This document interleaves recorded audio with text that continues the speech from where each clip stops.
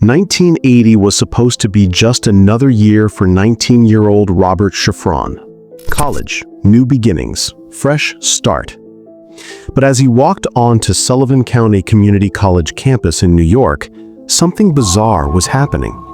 Students he'd never met were slapping him on the back like old friends. Girls were greeting him with warm smiles and knowing looks. Everyone seemed to know him, except they kept calling him Eddie. Robert was confused and a little freaked out. Who the hell is Eddie, he thought. But here's where this story gets absolutely mind-blowing. A student named Michael Domnitz was watching this unfold, and suddenly it clicked. The previous semester, his roommate had been a guy named Eddie Galland, who looked exactly like Robert. Not similar, not kind of alike, exactly the same. Michael's hands were shaking as he called Eddie. "There's someone here who looks like your identical twin," he said, barely able to get the words out. When Eddie arrived at the college and the two young men saw each other for the first time, both just froze. It was like looking in a mirror. Same curly hair, same smile, same mannerisms, even the same confused expression. As they started talking, the coincidences piled up. Both adopted, both born July 12, 1961, both wrestlers, both smokers of the same brand of cigarettes. They even had the same IQ, 148, genius level. But just when you think this story couldn't get any crazier, the local newspaper picked up this incredible reunion story. And that's when David Kellman saw the article and nearly dropped his coffee. He was staring at his own face in the newspaper twice. 3 identical strangers. When the triplets finally met, the media went absolutely insane. Talk shows, newspapers around the world. These 3 young men who had been separated since birth and found each other by pure chance became overnight celebrities. They discovered they all had the same taste in women. Older women, specifically. They all had similar mannerisms, similar interests. Their adoptive fathers even had similar professions. It was like they were reading from the same script. The brothers were so famous that Madonna gave them a cameo in her 1985 film, Desperately Seeking Susan. They opened a restaurant together called Triplets in New York City. For a while, life was a fairy tale. But beneath the surface, cracks were forming. Robert was more reserved. David was outspoken. Eddie was troubled.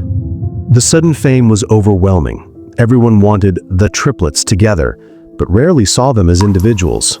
They were packaged as a product. The boys, the miracle triplets. Behind the cameras, there were real struggles. Eddie in particular battled crippling depression. He felt overshadowed, sometimes left behind. His marriage was rocky. Fame wasn't lifting him up, it was isolating him. And the question that haunted all 3, why were we separated in the first place? The adoption agency gave them vague answers. It's easier to place babies individually than as a set of 3. But the parents weren't buying it. If they had known about the other brothers, they would have taken all 3. That's when one parent forgot their umbrella at the adoption agency and went back to get it. What they walked in on was chilling, the agency staff celebrating with champagne as if they had just dodged a bullet. Here's where this story takes a sinister turn that will make your blood run cold. These boys weren't separated by chance or convenience. They were part of a deliberate, calculated psychological experiment. A secret study conducted by a respected New York adoption agency in partnership with social scientists. The experiment was led by psychiatrist Dr. Peter Neubauer, who wanted to study nature versus nurture by observing identical siblings raised in different socioeconomic backgrounds. One family was blue-collar, one was middle class, one was upper class. This wasn't adoption, it was human experimentation. Every few weeks, researchers would visit the children, filming them, testing them, observing every detail of their development. The parents were told these were routine developmental checkups, but their children were being studied like lab rats. The families had eerie similarities. All had a daughter around age 2 at the time of adoption. All of this was by design, not coincidence.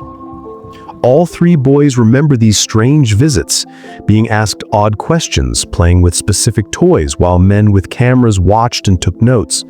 They felt like something was off, but they were just children.